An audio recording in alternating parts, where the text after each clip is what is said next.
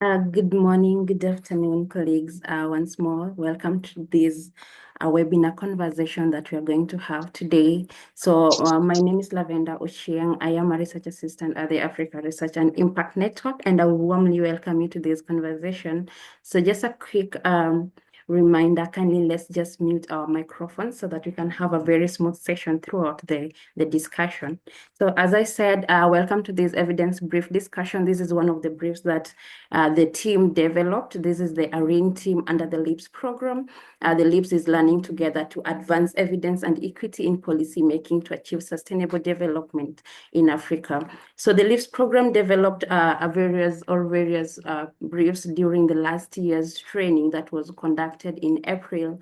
And so in our today's conversation, we are hosting the second brief conversation, which will entail a discussion on enhancing Public Accounts Committee, or that is the PACS, abbreviated as PACS in Africa. So we are going to look at what is the role of PACS and how evidence is being used in their daily activities, and how can this be effectively incorporated in order to ensure that their engagement with the government as well as the public or the people is effective. So under ARENE, under the LEAPS program, we're trying to advocate, or we are the champions of evidence adoption in Africa in order to ensure that the African Pursuit for Sustainable Development goal is achieved, something like that. So we recognize that evidence and data help to inform various actions in the present and even in the future. And when you incorporate evidence and data, we are able to collaborate with various sectors. So in today's discussion, as I said, we will unpack the core functions of PACS.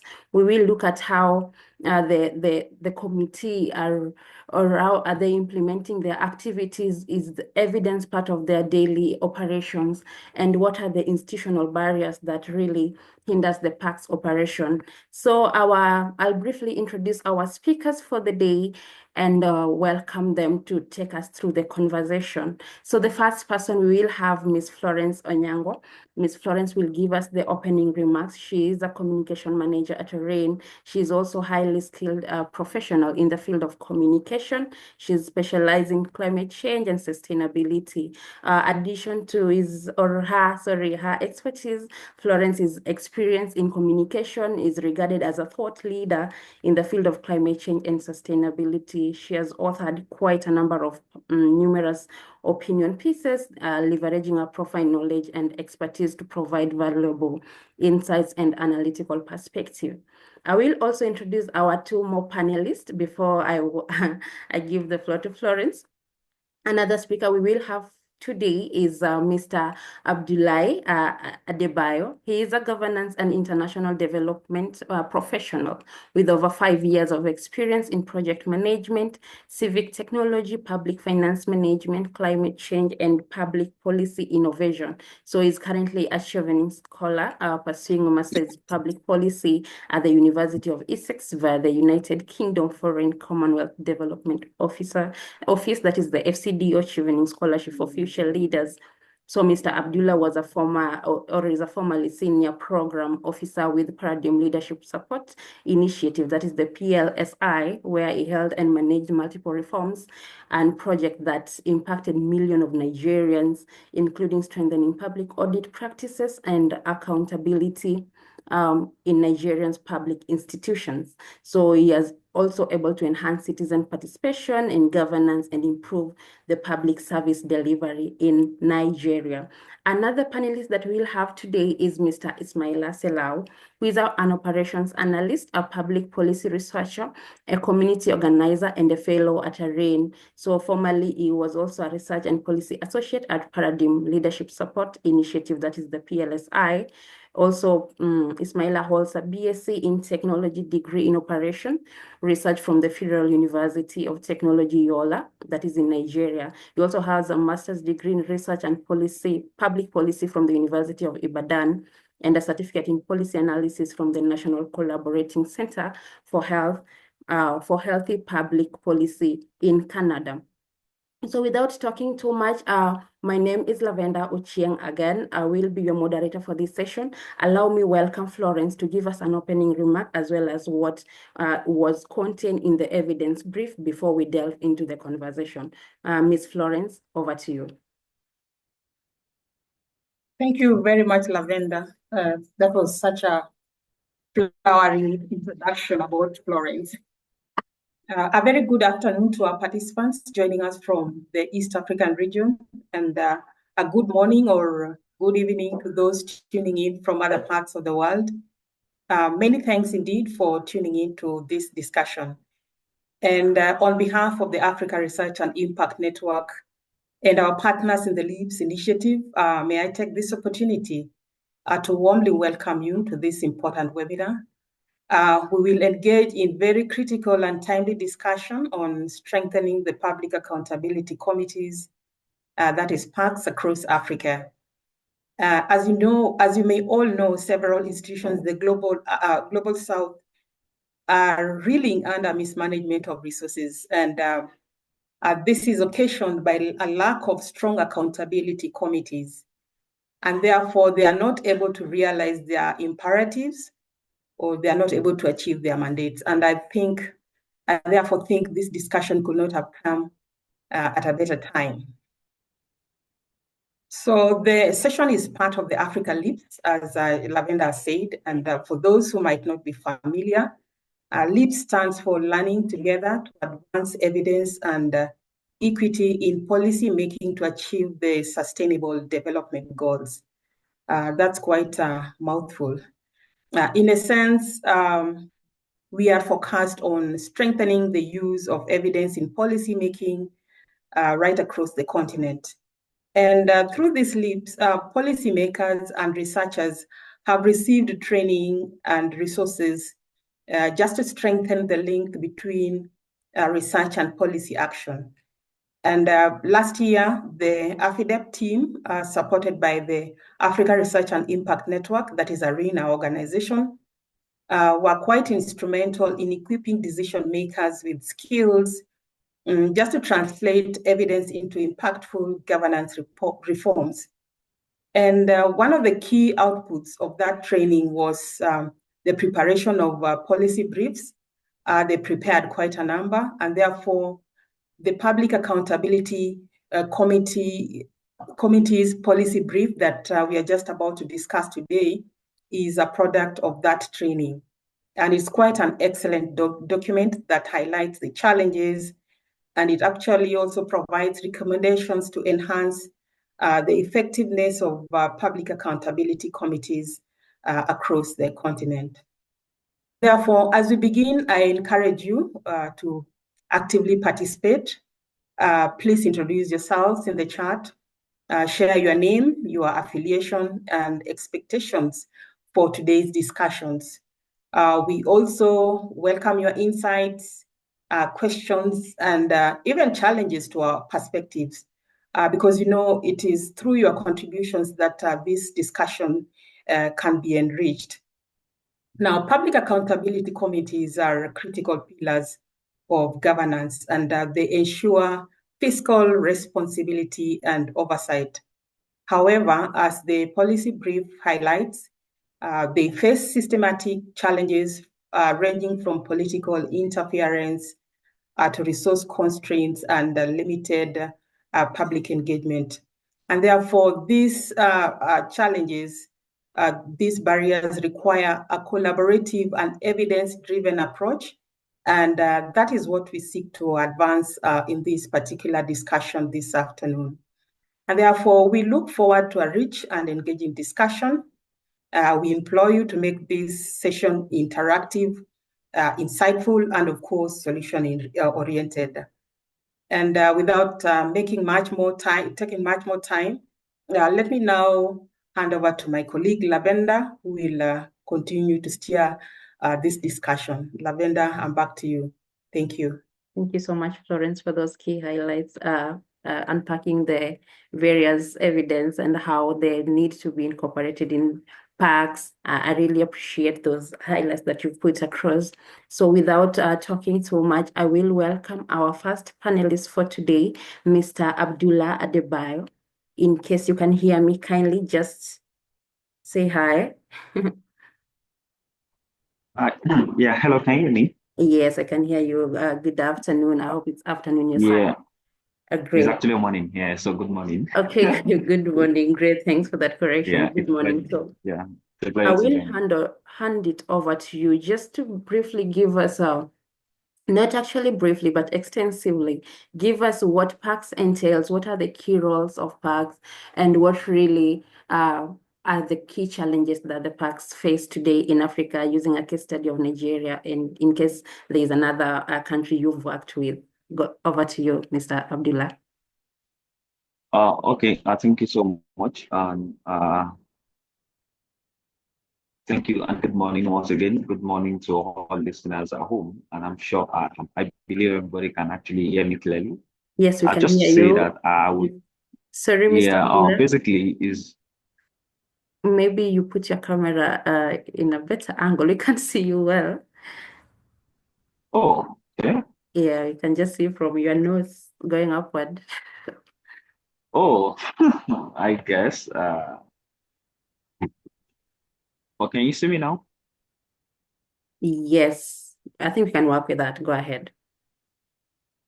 Is it better now? It's better, yes. Oh, okay, sorry.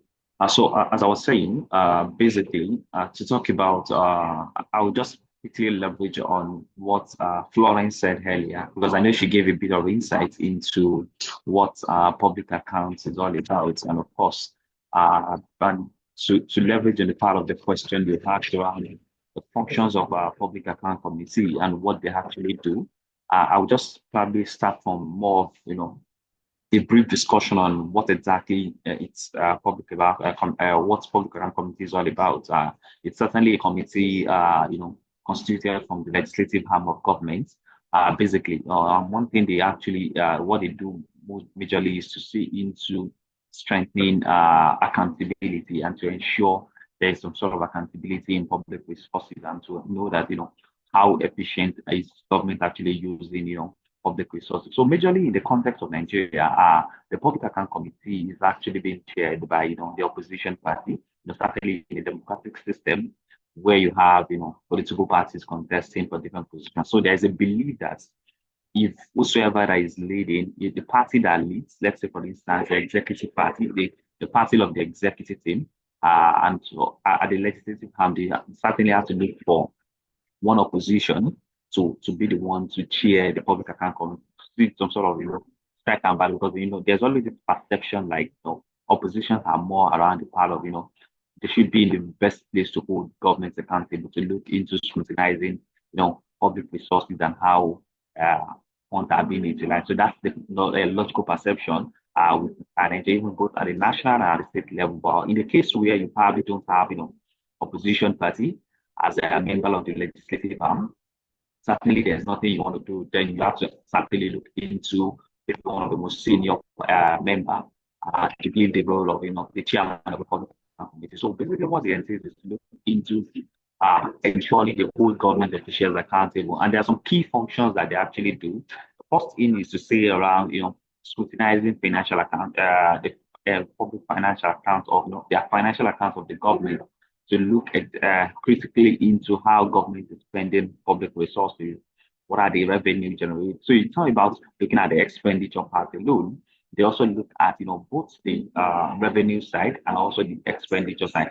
But one of the key data that public accounts leverage on is the audit report. So they work hand in hand with the Office of the Auditor General for either the state or at the federal level or at the national level. And one of the key things they do is to look, so the main foundation of the document they use to, engage to scrutinize the issue is certainly, the audit data. And of course, from the audit data, they then have to look into the questions of what has happened. The audit actually looking into both revenue compliance, expenditure compliance, and also different compliance with rules and regulation. So these are things that, audits actually look into. So they make use of this information to, to review and to investigate into efficient use of public resources. Another thing they actually does is also to look into value for money. And what value for money looks into is to specifically look at the efficiency, the economy, and the effectiveness of public resources, how public resources are being utilized. So that's actually what value for money entails. And of course, they also issue some sort of recommendations to the executive, based on what's the findings of the audit, and they do some sort of the legislative oversight also generically, which is actually not their primary mandate. So I think that's basically around the function of our public account committee. Thank you so much, Abdullah. The next thing we really needed to understand what are the key challenges that the committee faces in their daily operations.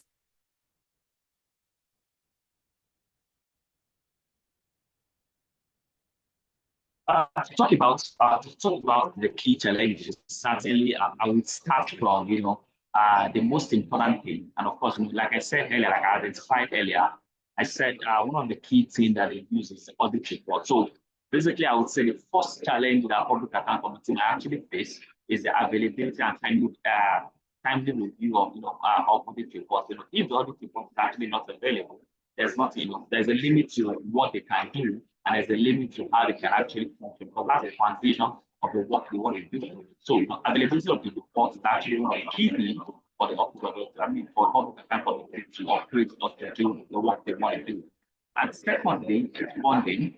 Certainly, some of them complain about funding opportunity, while some of them availability of funds is another challenge in that area. And thirdly is the political willingness, which is actually very key. Speaking at Is there an echo?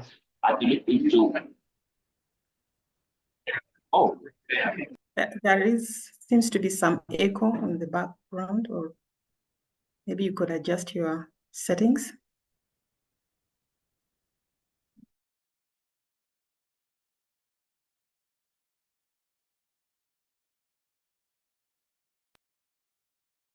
Is it better now? Yes, it is. Hello? Yes, I think it is now. So this is the other part is talk about political willingness, which is actually another key into certainly public accounts. Abdullah, I don't know. Sorry for that. Sorry for interruption. I don't know if you're using a headphone or headset, something like that. You may need to remove them. Probably that's the problem.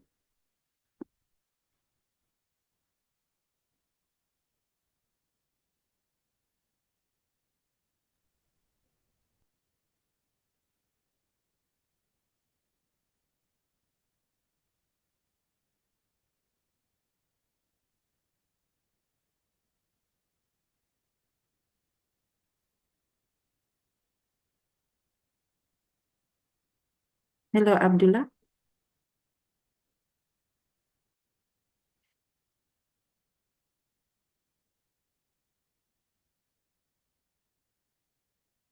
Meanwhile, as we wait for him, it's Myla, in case you are in the call. Yeah, I am. Can you hear me? Yes, we can hear you.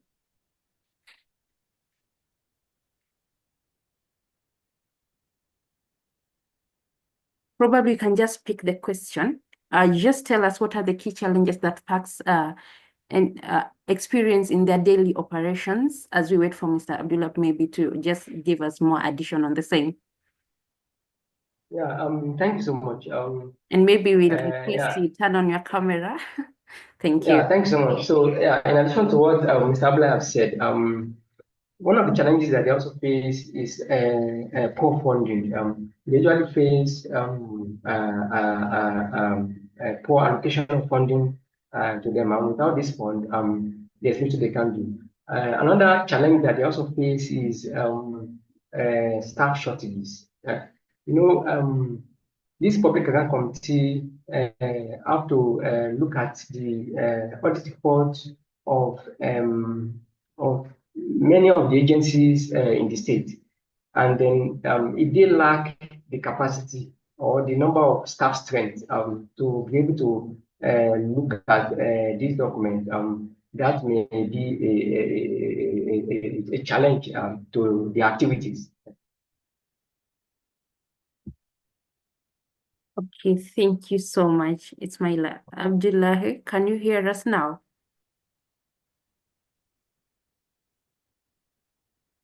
You are mute. Yes, I can hear you. Can you That's hear me better. clearly now? Yeah, that's better. Yeah, Please go ahead. apologies. I was actually at a conference, so I needed to just find.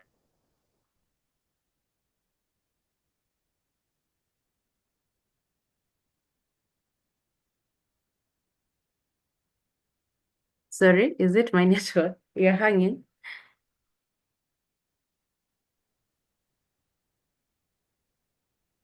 Hello? Yes, go ahead, Yeah, we please. can hear you. Oh, okay. So basically, so as I was saying, is to talk about. I think I mentioned. I stopped at the political willingness, which is actually very, very key. This is a system where you have political office holders being voted for, and a system whereby most of them pass through different political parties because they can't certainly contest as an individual. There is no individual candidate, especially in the case study of Nigeria, where you have people contest at the level of the party. Of course, where you have the executive and the legislative arm contesting at the will of the party. So if you eventually have some sort of even an opposition leading public account committee, and at the same time it doesn't and they have majority of people who perhaps are from the ruling party, the willingness of this lawmaker like that, because how the public accounts actually function is the fact that when they review the reports of the Auditor General, they serve like more like a court, that process the reports of the Auditor General and of course recommend sanctions based, in accordance with the law, because the law sees them as representative of the people. So they believe, public resources is meant for the people. So, when these guys actually, when they review this report, they see, of course, they make their own recommendation. And this recommendation is being sent to the plenary, that's the committee of the whole, the entire assembly, or the entire legislative body, either the parliament, either at the federal, national, or at the state level, which the entire parliament then look into this recommendation. And of course, then they adopt it. It then becomes a resolution. So at that point, that resolution that becomes, a law that then said they now send to the executive arm to implement. So, when I now talk about, the political willingness is the fact that, even if the Public Account Committee actually, do the work they're expected to do, that Constitution asks them to do, and of course, they achieve to the entire to the level of the plenary, and eventually it's also subjected to the willingness of whosoever that is leading the entire parliament to look into how far, if that kind of case is actually something that's going to surface, or is something that they're going to push forward to the executive. And also, there also be some sort of challenge around the executive implementing this resolution itself, because remember, it's the same executive that was actually audited by the Auditor General in the first place. And of course, the Public Account Committee actually also look into, reviewing the same report, and of course, make their own recommendations. Sometimes, majorly, it's always in line with what the Auditor General has recommended initially. And of course, which means that you expect the auditee that was actually audited to also, to implement recommendations on his own, misappropriation or on his own irregularity. So, it's a bit tricky, kind of, and of course, it comes with some sort of question around the willingness and the interest of this political office holder, if they really have the interest of the people, or is this perhaps some sort of bias interest? So, the bias system is also there that actually also need to be looked critically into. And the last one I will talk about, the challenge, is about the autonomy and the independence of this Public Account Committee. The autonomy of the entire accountability system starts specifically from two key agencies of government: the Supreme Audit Institution, number one, and also even let me say three agencies of government: the Supreme Audit Institution, the Parliament, and the Anti-Corruption Agency of this country. So, if these three key institutions have, the autonomy, the leverage to operate as an independent body, certainly I believe accountability will be key and will be a vital thing that will be done within the system. Because, but if these three kids are institutions that they really don't have that autonomy, they don't have that independence, then it becomes a challenge, because it means they will be subjected to the executive before they can actually, implement anything. So that's another clause on it. That's another challenge to look into.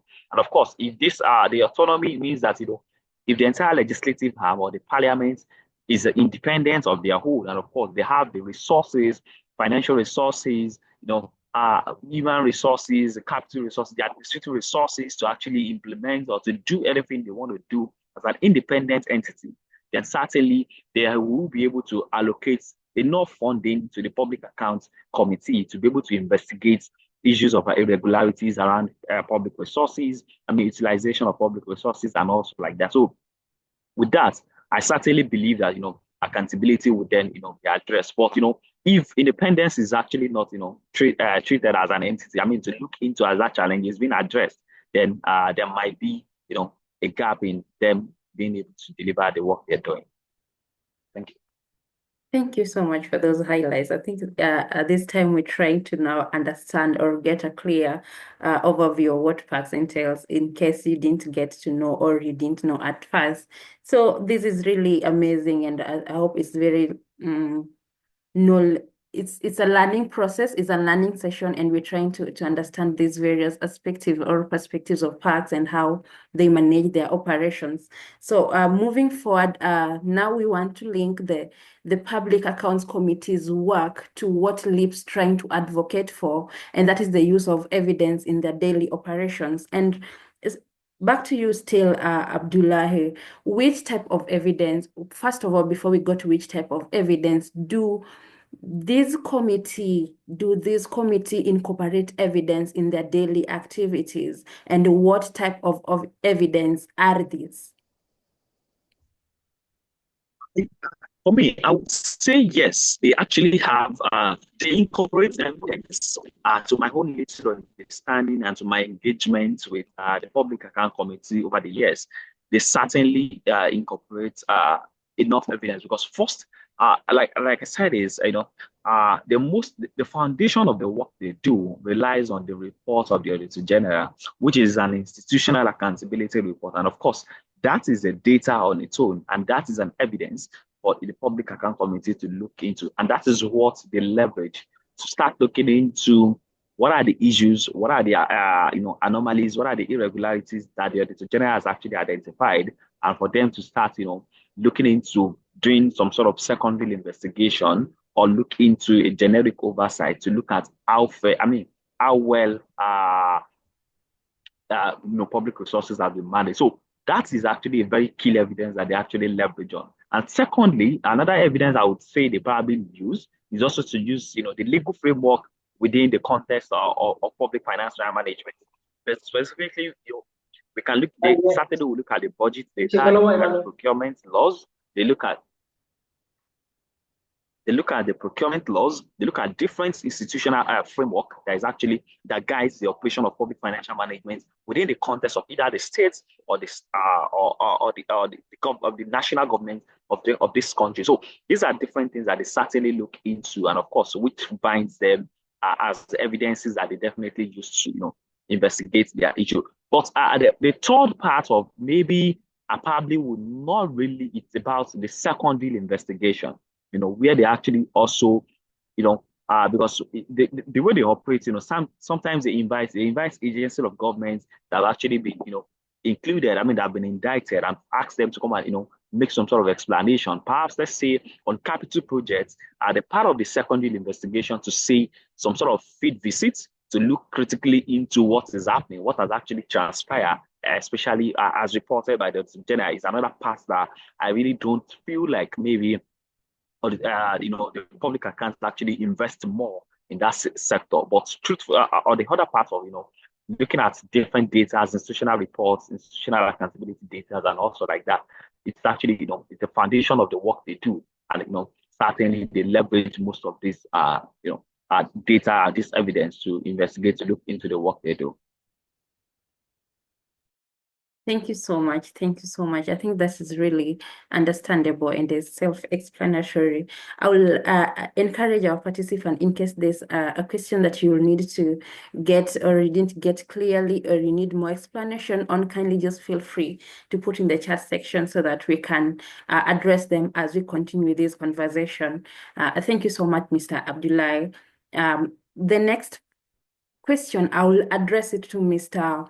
Ismaila, and I would love to really get a critical oversight on this. What are the key institutional barriers that parks really face in terms of evidence use that really limits the adoption and the adoption of evidence in their daily operations? Mr. Ismaila, over to you.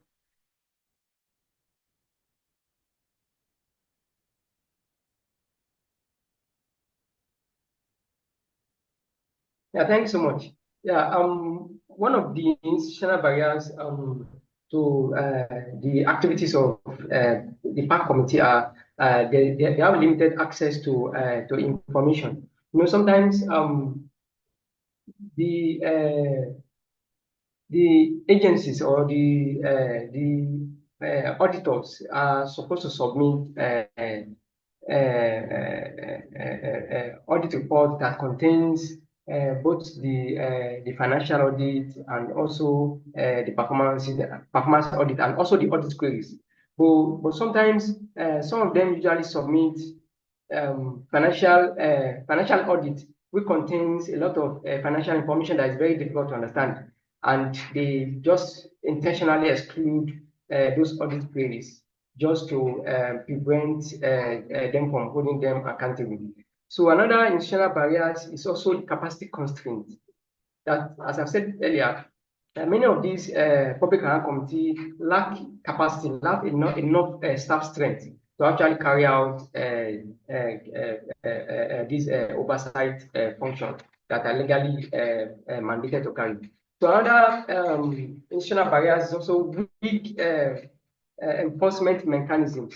Sometimes when they recommend when they pass their recommendations to the House of Assembly, sometimes these recommendations are not enforced because of some political underpinnings. So another institutional barriers is also the political and institutional resistance. That sometimes even when they pass the recommendation, some of the executive do not abide by the rules. So according to Umar and Ali 2017, who studied the performance and challenges of public account committee in Nigeria, some of the barriers that they identify are delays in submitting report. I think Mr. Abla have highlighted it earlier. So another barriers, according to researchers, is non-implementation of recommendation of PAC committee, and also the absence of disciplinary actions on erring MDA. Thank you. Thank you so much, Ismaila. I think you've just mentioned the key barriers. We would just love to understand critically what they entails. Like, if possible, you can explain each and every point you've said. Talking of the finances, what about finances? Yeah, please go ahead. Finance is a critical issue, because sometimes when we interview some of the PAC committees, they usually told us that sometimes the report for the previous year has not been, as they've not paid them for that work, and that's why they usually have backlogs of audit reports. So that is one of the barriers. So another barrier that I would like to expatiate on is capacity constraint. Sometimes these people usually make they usually engage service of consultants, and sometimes when they lack proper funding, they won't have enough funding to also pay the consultant, and that could be a barrier to the activities. So when we talk about the weak enforcement mechanisms, the recommendations from the PAC committee are not sometimes enforced due to maybe the executive. You know, sometimes the executive are the people that they also pay them, and it's very difficult for them to kind of hold accountable their boss. So that's what I can say on that. Thank you. Thank you, Ismaila. I think those are really critical challenges that you've put out there. And we still want to understand what can be done differently. How can they be addressed? And who are the reliable team or people to address this? Can I quickly add something? Sure, go ahead. Okay, let me just quickly make some addition to what Mr. Ismaila said, and basically to look around, just to expatiate a bit on those barriers that was actually that you highlighted. One of which is the capacity gap, and which is actually another crucial thing that we tend to pay less attention to, but it's certainly one of the most important things. And that's challenges we've seen over the years, especially in the work of both public account committee. Most of these public account committee, we have two different types of these people. We have the political office holders, who are the members of the public account, who has the chairman, who has the members, and we have the secretariats. Secretariats are more like the civil servants, the government officials, the civil servants, the government workers who actually are more like supporting the work. But the secretariat can actually not operate on its own without the entire committee. That's the membership, the political office holders who will be elected by people. And remember, this is a function of election, where you have people being voted in, let me say, a different election cycle, maybe 4 years, which means that, and there is no guarantee to say that a public account committee member who was voted in this constituency, in this administration, will also be, will be returned back to the seat, the next set of administration. That's another issue. Even if you have, as some sort of, even if donor partners, civil society organization invested heavily to say, oh, I want to train these people. We want to change. Of course, we certainly will see the results within the period at which they are in, that committee. Not necessarily that you see the post part of the training, because if they leave out, let's say for instance in a Nigerian context where political office holders spend 4 years in office, and of course they've been elected, and they're like within that 4 years you probably provide some sort of technical support in the first year, and which they use that knowledge to run the operation of the public account committee for the next 3 years. Of certainly you will see a progressive report.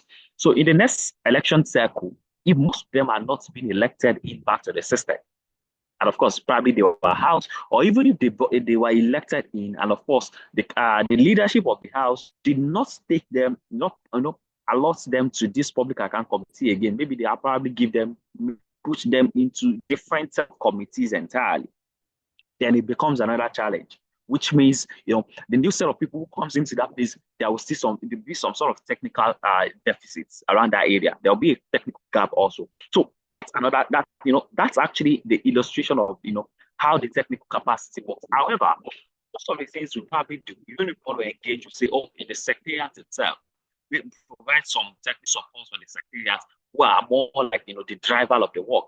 And because those are people who actually, be stationed within the system, and of course which certainly will spend their own 35 years in service, and also either they probably start promoting to different levels to be able to do the work they do. So that's just a part around the technical gap of the sustainability of, I think it's more of the sustainability of that technical capacity, and which is actually a very, very big challenge when it comes to administrative change and also like that. And the part of the funding challenge, and I think I have probably made some sort of a bit explanation earlier on the funding barrier, but I will just add one or two things to the funding category. Like I said, if the parliament is not independent and they actually rely on the executive arm to get resources or to get funding to be able to do their work, and they actually have to wait for the executive to release funds. If their funds is not being charged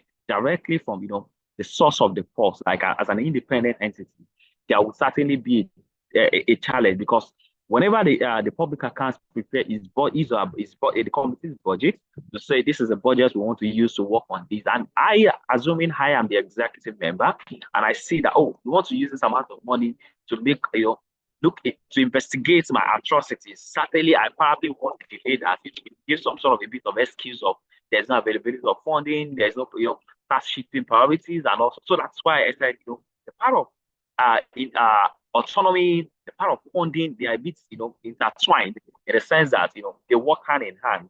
If independence is not there, and of course, it attached the funding to say they're being subjected to the executive, they actually want to scrutinize themselves to look into, to be able to get resources to audit the work they do. And of course, that's why most times you see some public account committee resort into hiring consultants who have to say, okay, come and help us do this work. And of course, it ties also to the capacity deficient.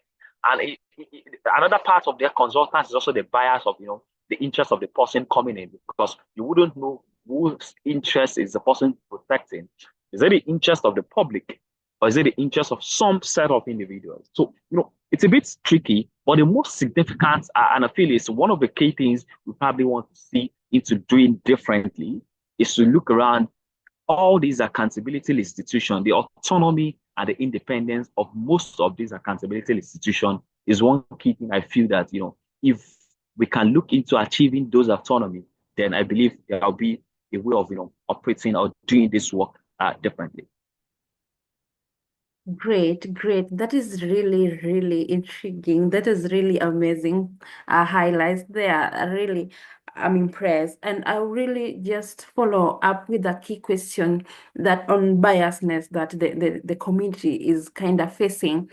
So when you're talking of biasness, whether these people are doing their work in looking at the interest of the various team, and we know that the key focus is the public finance. These people are trying to audit the public finance and all that. Why will they not be doing their work in line with the interest of the public to avoid issues of political corruption and all that? Absolutely. Like I think the most important thing is that, and just like you said, for a political office holder, one of the primary things for them that keeps their bias is their, the sustainability, the certainty of them returning back to office. So, they've configured the public good in some sort of, a private good system. They look around, even looking at different, if you look at using the selectoral theory to look at it, they prioritize what returns them to the office. Even in public policy, the politics of it, they look around what returns them to power. So most of them prioritize that power, and that's the reality. We just have to deal with that reality. So they look around, and of course, that's why they look at the virtual power, the power dynamics around decision making. That's why I was talking about, the bias, even at the political will of itself. They look at the power dynamics to say, if they want to do this, is it going to affect their party? Let's assume the party is actually the executive, and they probably start looking into, and of course, has committed some sort of atrocities. They then look into, if they should come out and say, oh, we want to say this, we want to do that. At that point, they might be a bit biased with decision making, or they might be a bit biased with information availability to the people.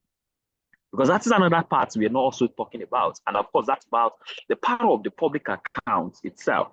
After doing, investigating the entire audit report, looking critically into what has happened, what has transpired, and of course, making available to the public the recommendation they actually concluded on as a level of the parliament. Because in most cases, they don't make available, they don't actually make it to the public. So the public to see that this is a resolution of the House for what we have the executive to do on this audit issues. And of course, it becomes a problem to say, even civil actors, media, different citizens who is actually following it up want to know what has happened, will then get to the middle of the road and be a bit confused. And of course, it also, it's like it also affects the audit office itself, because, let's take, for instance, I am an auditor who audited an agency of government, and I've filed my report to say, oh, this agency misappropriated this amount, XYZ amount of money. And of course, and I filed this, I've published it in my reports in the public, and every citizen have seen that, oh, this agency has appropriated this amount of money, and the document has been submitted to the parliament to look into, and of course, parliament commissioned it to the public accounts of a committee to scrutinize and of course to conduct secondary investigation on this report. Then the public account does their work and of course make their own recommendation, their resolution to say, oh, that XYZ amount of money should be recovered back to the purse of the government. And eventually the parliament does that, and they only just carpet that fund, or probably just send it to the executive. Eventually, the executive did not implement it. So me as an auditor, if I should go back to that same agency of government the following year, of course, certainly the auditees will look around saying that, oh, it then comes into what is the efficiency of the work I'm doing? Because if I keep auditing them and there is no sanction, there is no, a part to sanction or to look into what has actually transpired, to hold people accountable, to hold people responsible, then it becomes a problem. So that's another tricky part of, that part of, even the deficiency to the public account itself, making available the recommendation or the resolution of the House itself, or the Parliament to the people. So that's another tricky part of it. But to say that, the bias pass system is also to look around, if we have this independent institute, if they have all these institutions as an independent entity, then it gives citizens that leverage and the coverage to say that we can hold them responsible as an independent entity. And another thing there is like, talking about parliament represents the people, voted by the people. And certainly there's always a process around, for a democracy that is going to work very well, for a proper accountability, you need a very, very strong parliamentary system. So if you have a strong and accountable parliamentary system, I believe certainly accountability across the executive is very, very key, because even the constitution, the law, subject the executive to the parliament, because the parliament represents the people. Because either constituency are represented by, each people belongs to different constituency, which is actually being represented at the level of the parliament. So they are able to question the executive, to look into scrutiny, scrutinizing them and holding them accountable for the work they're doing. So that's so it also boils down to the people holding the parliament accountable to do the work they are meant to do, to be able to checkmate, play their oversight role, and also to hold the executive arm accountable. Thank you so much. Thank you. Those are really amazing insights there, and I'm glad this conversation is taking this angle, because I'm seeing a scenario where we will have to kind of advocate for our rights as citizens, now that the government or the parliamentarians are holding the resources, the public accountability, are trying to abide by their laws or their whatever they want at the interest of the public, who are the people most affected and really need these resources for their developmental programs. So, okay, this will take me to the next question, which I'll pose to both of you. And this goes to both you, Mr. Abdullahi and Mr. Ismaila. What do you think PACS can do differently? What collaborative opportunities can it have can we have between PACS, researchers, the CSOs, and even the academia, to ensure that your work is effective, and also we try to combat this issue of government corruption and issue of limited finances for every developmental project in Africa? I'll start with you, Ismaila, then over to Abdullahi. Thank you.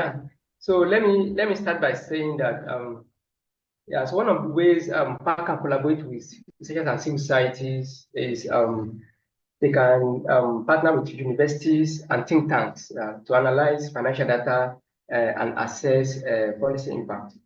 So another way they can also collaborate is to work with civil society. Civil society can provide independent assessment and also track public expenditure and also advocate for public accountability. So they can also leverage with the media for transparency. Journalists can amplify public account committee findings now to increase public awareness and apply pressure on government agencies to act on the audit recommendations. So they can also make public consultations and crowdsourcing data, which involves citizens and reporting corruption, corrupt cases, and also monitoring projects to enhance evidence collection. So another way they can also collaborate is by joint investigation and advocacy campaign. They can coordinate effort among multiple stakeholders to increase the credibility and effectiveness of the activities of the Public Account Committee. Yeah, thank you, sir. Thank you, Ismaila. Thank you so much for those aspects you've highlighted there. Mr. Abdullahi, would you love to expound on them deeper? Yeah, yes, I will just provide some more a bit conversation around especially most of what Mr. Ismail has actually highlighted, because certainly he has provided an holistic part to how public accounts can work hand in hand with different other stakeholders. Because one of the key things I have seen over the years is that there is always this disparity between academia's, let me say, academic researchers and academic researchers, development and government. There's this gap between them, and of course, and that's one of the key problems we have as in Africa as a nation, where everybody works in silos, and then it becomes a problem. We have different academic researchers doing different number of research, looking into touchlighting how we can improve development, how we can improve technology, how we can improve, different things. And certainly, most of the development practitioners are actually not, involved in this process. And then most of these academics end up just, at the journal, just, uploading it, maybe on a journal or something. And of course, there's the part of the implementation, it becomes a problem. And of course, these are things that would have formed policy recommendations for government to actually act on. And of course, it's to now look into how do we work collaboratively. Number one, I would say there is need to strengthen this collaboration between all the stakeholders, both the academias, the public accounts committees, which are the lawmakers, generally the executive of the government, development practitioners, civil society, and media. There is need for us to look at holistically that we are all going into pursuing a public good for the people. When we have this collective objective to say this is our mindset, this is what we want to put in place, then I believe we can have, that kind of system we should be able to achieve, that holistic conversation of, interaction and collaboration. And that's one. And secondly, to look into how best can we also, talk about the part of the capacity, the efficiency, how can they work with civil society actors?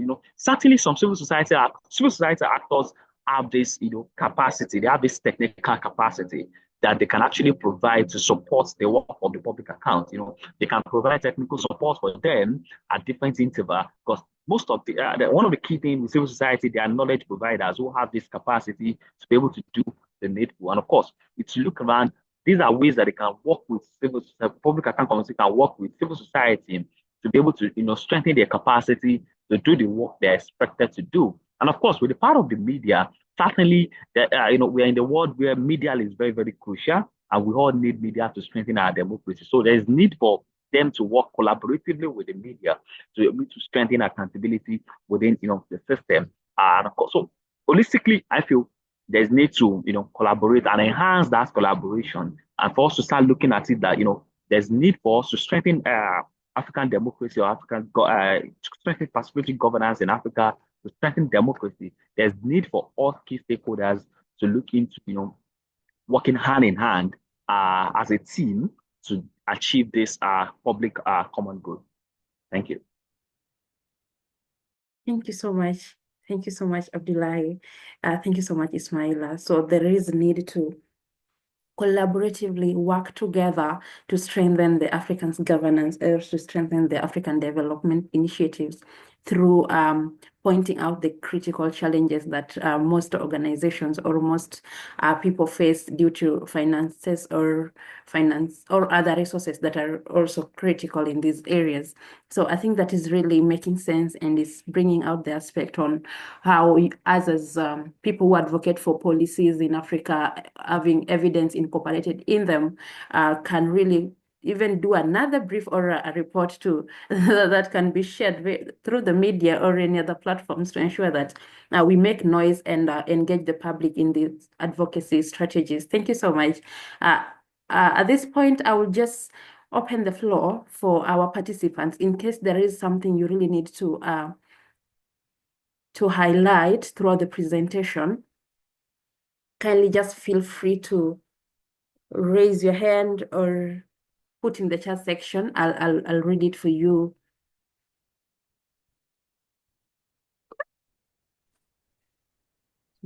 Any question? Hi. Anyone? Okay, Franklin, go ahead.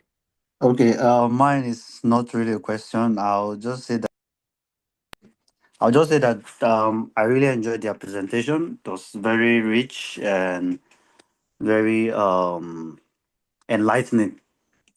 Being someone who has been in research and advocacy, that had gotten me to engage policymakers. I know how difficult it is to be able to, get to pin them down to do what is needful, do the needful. But then I would say I really loved their presentation and it was really impactful. And I would love to communicate with them outside of this platform, like outside of this Zoom conversation, to get to know more about what they are doing and learn from them to also contribute to my work as a fellow. Yeah, thank you. Thank you, Franklin. Thank you so much. Just feel free to reach out to Mm. me bilaterally. I'll be sharing emails, or Abdullah or Ismaila, feel free to put in the chat section your email addresses so that our Okay. fellows may get this to reach out to you so that they can just okay, that's Florence. They can just get to a clear understanding on what this entails and how they can work together. Thank you. Thank you, Franklin. Any other Thank you. comment, question, feel free to raise. I can raise your hand. I can see Florence in the chat saying, given the persistent corruption in many African institutions, how can PAC strengthen their independence and enforcement mechanism to ensure that audit recommendation translate into real accountability and concrete action? A good question, Florence. Abdullah, handle that. Yeah, thank you so much. Just to say that, uh, the question talks about, yeah, we understand the issue of corruption across African nation, and of course, that's a leadership problem. And my fear is always that, and that's why we need a strong and independent legislative parliamentary system across all governments in Africa. And of course, I feel the public accounts can certainly not, they can't really have their own, independent to start to start on their own, because certainly they are invited in the parliament itself. But I feel the advocacy should look into how can parliament have their own what was the name, their own independence, their own autonomy, and then through there, the public account can leverage that autonomy to be able to implement recommendations on audit issue. And of course, I feel I would say that most of these things also lies on them, because they have they actually saddle with the responsibility of review institution. That's the entire thing actually puts the entire nation or the entire country, or they put the governance and the democracy of the country together. So it boils down to them reviewing most of this aspect of this constitution and to look into strengthening the independence, the autonomy of the parliament. But the only fear, like I said earlier, like I identified earlier, is also the political willness, the bias around the politicking of politicians, because that's another part to look around how most of them also probably want to protect the interests of the party ahead of the interests of the people. So that's another fear. But the system is to look around having this holistic. If you have this, independent nature of parliamentary system, then they can be able to look into, public account can then be, in as much as it has an independent system, they can also, work hand in hand with the anti-corruption entity of these countries and to ensure that, they see to the implementation of most of audit recommendations. But another thing, take for example, one thing we are also advocating in Nigeria is to look around implementing some sort of some sort of policing system for the audit sector, where we have like an enforcement agency specifically for enforcing audit recommendation. So that's another thing I think we are advocating in Nigeria over the past few years, to see that how do we incorporate some sort of like an enforcement team, like a police team or like an anti-corruption team that ensure the enforcement of the recommendation of the parliament on audit issues. So, these people would stand as a standalone entity, as an independent entity that look into whatever they recommend, instead of putting the recommendation to the executive to implement, which are the auditors to ask them, you have to to implement this recommendation on yourself.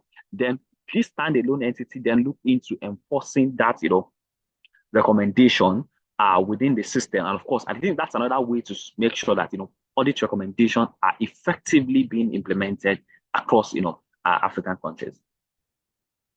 Thank you so much. Thank you so much. Yeah, in addition to what Mr. Abdullah has said, that for this to be done, I think the law have to be changed. As in the law have to be amended to give powers to agencies that are saddled with the responsibility of independently enforcing of the recommendations. Without this, I think little will be done. Thank you. Thank you, Ismaila. That was really key. Thank you. I think that is amazing as well. Thank you so much. So we have to to update our policies and the laws that the country or various African countries are putting in place today, so that we incorporate or give power to this body. I think that's really amazing. Great. I think, Florence, your question has been answered. Just let me know in case there is something you may need to be expounded further.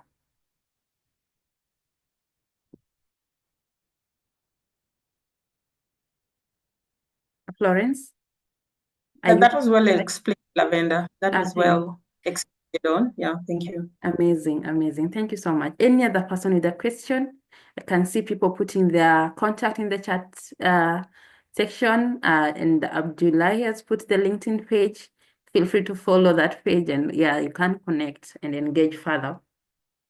Any other question that I may be leaving behind, or a comment? Mine again is a follow-up. I usually love it if we can get like the recordings. I like to always go back to all of this to pick points, and I think it's going to be helpful to the fellows. I know you are busy. Just if you could try. So let's get the recordings. That is fine. All the recordings have been uploaded on the ARAIGNS YouTube channel. So you may feel free to just watch at your free time. Yeah, that is it. Yeah. Okay, thank you. Thank you. So any other question or comments that I may be leaving behind? Going 1, 2, 3. All right. So at this point, I'll just welcome Abdullah and Ismaila. Let me start with Ismaila. In 5 minutes, kindly just give us a brief overview on what you think this presentation should be done going further. Like, what exactly should as researchers do to strengthen this conversation further? Over to you, Ismaila, in 5 minutes, please.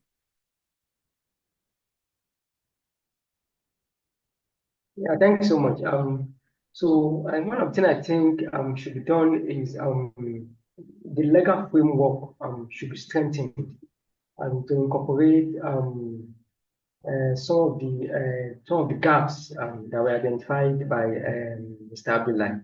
So another thing that I would like to suggest is the trainings of the PAC committee and the staff that are supporting them should be there should be investment in their training, and then both the technical expertise, and then they should also leverage partnership with academic and civil society. Yeah. So another thing I would like to suggest is legal mandate should be established to ensure that PSC decisions are binding on any government official. All right. So in addition to that, I also advocate for the increasing of the membership of the Public Account Committee.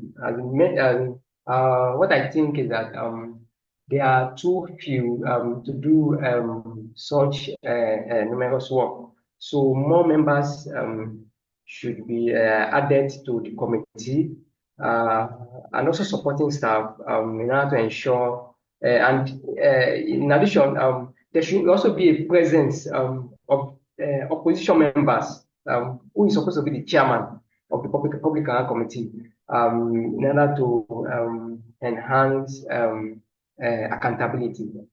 Thank you. Thank you, Ismaila. Abdullahi, synthesize for us everything in 5 minutes. Yeah, well, I'm not sure. I'm not sure I'm going to take 5 minutes. I'll just make it brief and short, because I also need to run now. But then I would say that, in my own opinion, I feel one of the key things is to enhance collaboration. There is need for all stakeholders to work together to be able to. There's need for all stakeholders to work hand in hand to strengthen collaboration and ensure that we strengthen accountability across African nations. And certainly, and secondly, is the fact that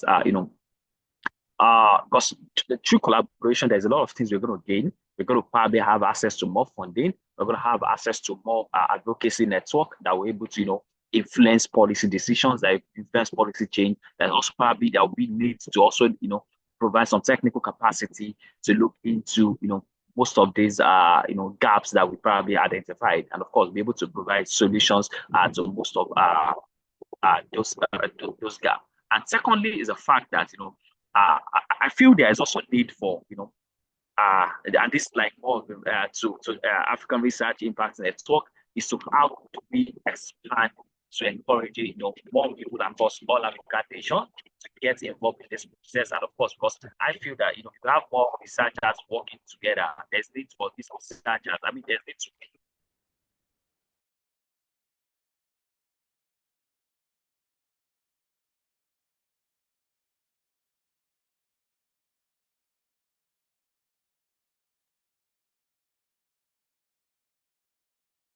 Sorry, Abdullahi, we lost you. I don't know if it's my network.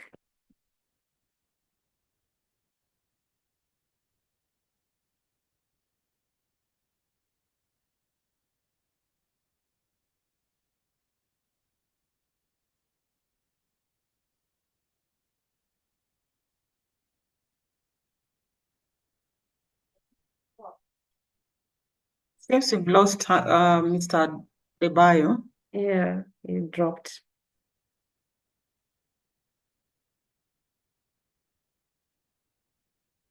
Abdullahi, I think we lost you. Kindly just, continue. Yes. Yeah, apologies. It's fine. Over to you. Continue, please. Expand, the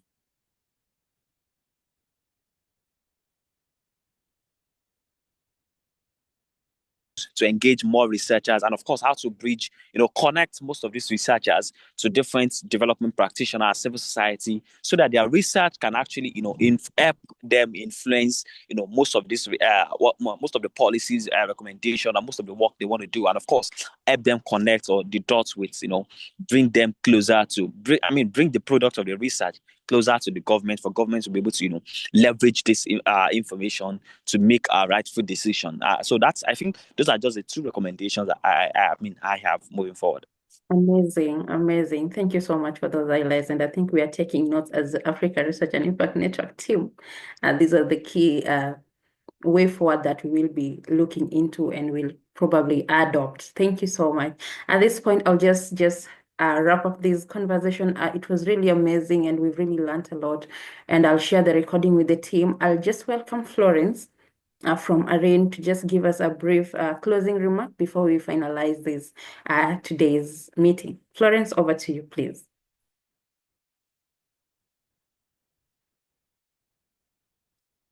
Florence, can you hear me?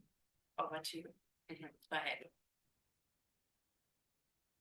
Thank you very much, Mr. Salau and Mr. Adebayo. These were very thought-provoking discussions, and I can confidently say that I have learned quite a great deal.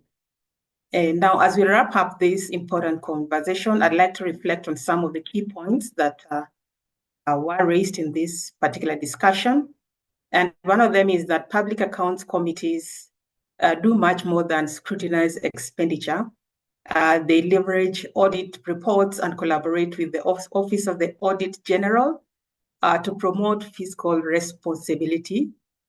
Their recommendations to the executive play a crucial role in strengthening governance and ensuring public funds are used effectively.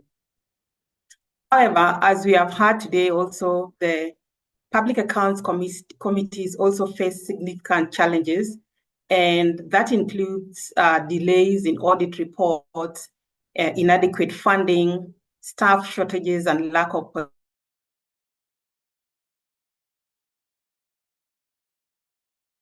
political restricts their ability to investigate issues independently, and therefore also without sufficient resources and biased systems, their effectiveness is also often compromised. Now, a key takeaway from someone is speaking. A key takeaway from today's discussion is the critical role of evidence in public accounts committee operations, and that public accounts committees rely on audit reports and legal frameworks to assess public resource management and drive reforms. However, institutional barriers remains major obstacle to fully adopting evidence.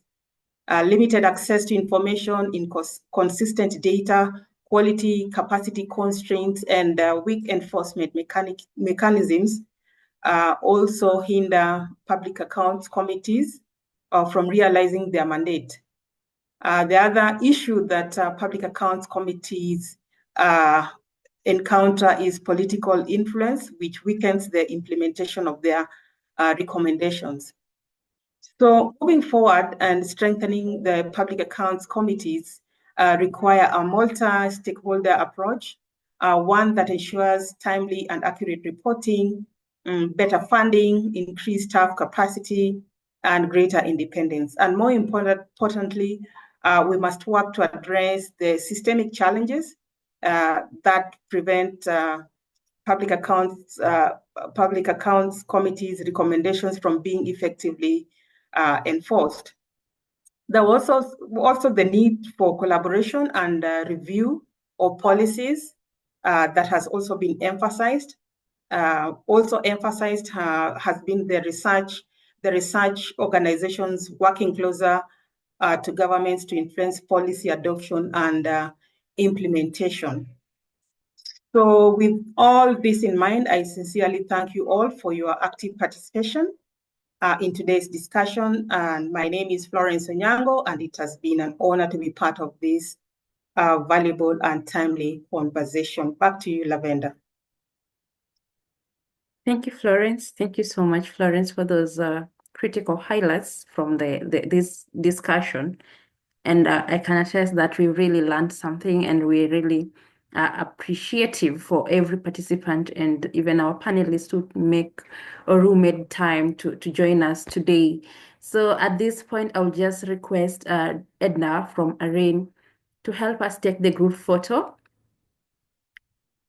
And I request our participants to turn on their cameras. As LIPS team, we very vocal on the aspect of evidence. So we have to show the evidence that this meeting took place. Yeah, Edna, when you're ready, kindly just let us know.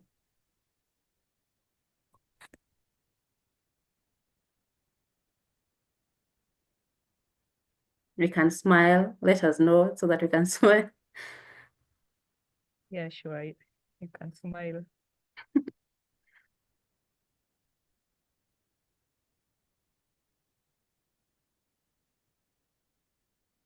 That's Yeah, done. done. Thank you. Thank you so much, Edna. Thank you so much, Florence. Thanks, Ismaila. Thank you, Abdullahi. This was really insightful. I really appreciate. I will share the recording, and also feel free to interact with the RAIN's various platforms like YouTube to watch these videos at your own free time.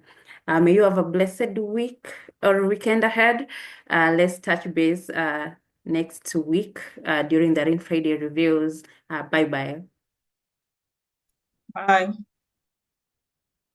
Bye. All right, Thank bye. Abdullah. Thank Abdullah. Thank you so much, Thank Abdullah. you. Bye-bye. Bye.